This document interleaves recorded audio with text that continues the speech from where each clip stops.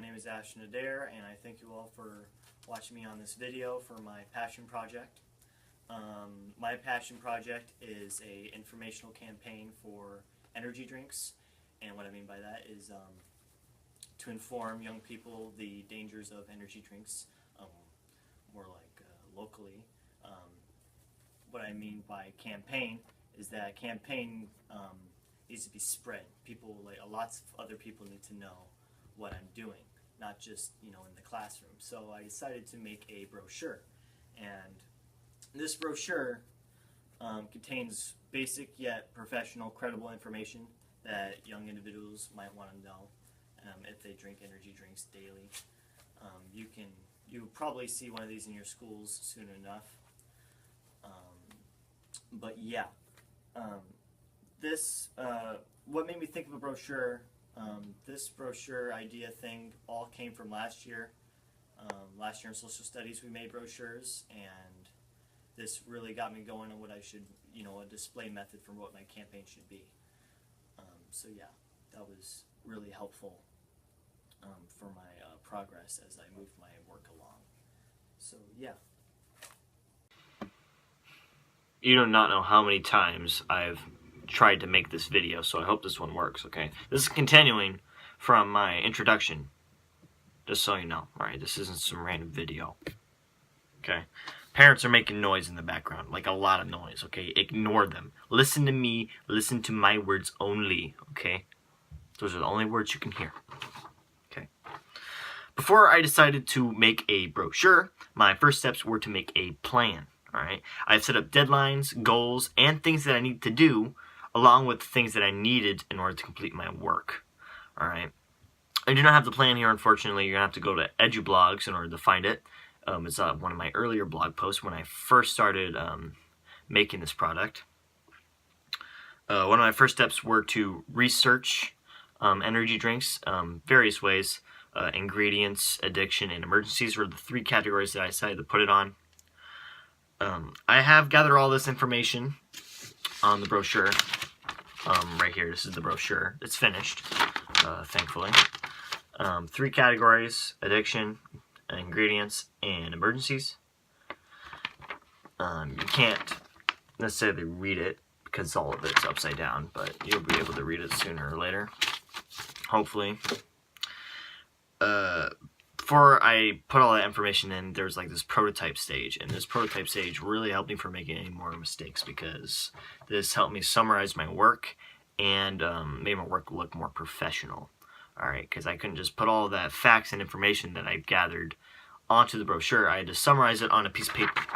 Alright, so this is what I did. All that mumbo jumbo piece of paper. Okay, that's all information consisting of the three categories that I put on my brochure. Alright. All of the information, I just summarized it and what I would want to put it onto the brochure. Alright, because that's what I want. But too much information is too much information, and too little is too little. Alright, brochure has to be just right. Alright, say more of less words kind of thing, quoting from Mr. Palmer. So that was a major problem that I could have had, but thanks to this, I was able to make that possible. Or make this brochure possible. Alright, if it weren't for this, okay? Because it would have been crazy amounts of information. This brochure was easy to make, but it took a lot of time and effort to make this and finalize it to make it as professional as possible. However, I had one more problem at stake, alright? Mr. Palmer also reminded me of this. Alright, and that was to have responses to my product, okay? People need to look at it, and then I can make even more further changes as I move along my work, which was really nice, because the brochure is looking spick and span right now. I'm enjoying it, a lot. Can't emphasize that enough.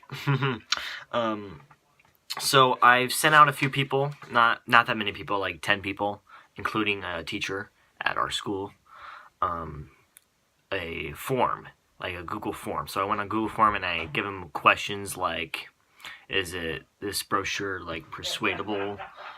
what I mean by that is it like, does it persuade you into thinking that energy drinks are bad for you? Or in general, just bad for you? And other questions like, was information accurate? All that jazz, alright? You don't need to know it.